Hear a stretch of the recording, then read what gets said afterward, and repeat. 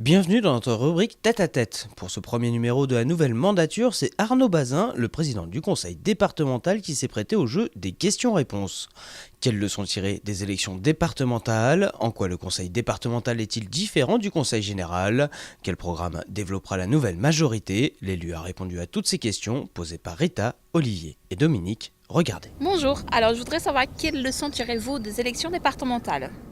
Ces élections départementales de mars 2015 sont un succès historique pour la droite et le centre. Après 3 années catastrophiques de gestion par la gauche du département de 2008 à 2011, nous avions reconquis ce département en 2011. Mais bien sûr, ce vote d'adhésion à notre bilan et à notre programme qui vient d'avoir lieu en 2015 est une grande satisfaction pour nous. Je mesure aussi, bien sûr, toute l'importance du message transmis par les Valdoisiens. Et c'est toujours dans les mêmes valeurs d'exemplarité, de proximité, de travail au service de la vie quotidienne des Valdoisiennes et des Valdoisiens que nous nous plaçons. Bonjour, en fait ma question à moi c'est en quoi le conseil départemental est-il différent du conseil général?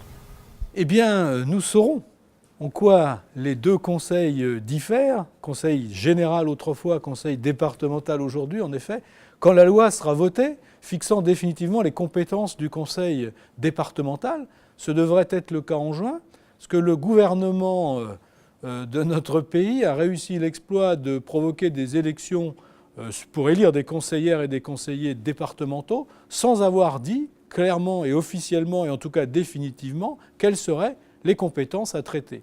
Cela dit, nous ne sommes pas vraiment inquiets parce que renoncement après renoncement, incohérence après incohérence, finalement, au bout de la démarche, nous avons tout lieu d'être convaincus que nous garderons sensiblement le même domaine d'intervention que par le passé.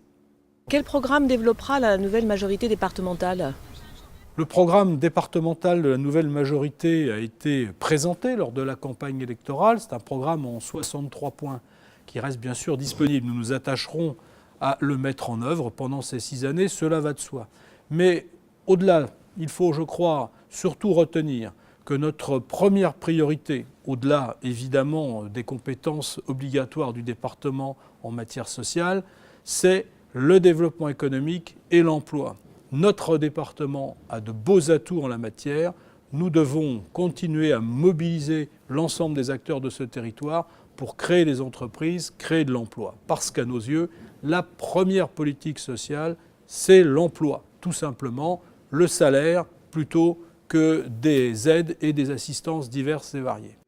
La deuxième priorité, évidemment, c'est la question des transports, même si vous savez que le conseil départemental n'est pas en première ligne de compétences vis-à-vis des transports publics. C'est le syndicat des transports d'Île-de-France, sous la dépendance de la région Île-de-France, qui en est l'acteur principal, parce que nous savons qu'il est beaucoup attendu de votre part en matière d'amélioration de nos transports, en particulier vers Paris, et nous y serons extrêmement attentifs parce que c'est aussi une des conditions d'accès à l'emploi des Valdoisiennes et des Valdoisiens. Parmi nos autres très nombreuses interventions, j'en soulignerai peut-être une qui est particulièrement d'actualité, c'est l'accès au très haut débit pour tous les Valdoisiens à l'horizon 2020 par la fibre optique, la technologie FTTH. C'est un engagement de campagne qui sera bien évidemment réalisé par l'intermédiaire du syndicat que nous avons créé très récemment avec les intercommunalités de ce département. Toutes les conditions sont maintenant réunies, les financements de l'État, de la région et du département sont concrets et cet objectif sera tenu.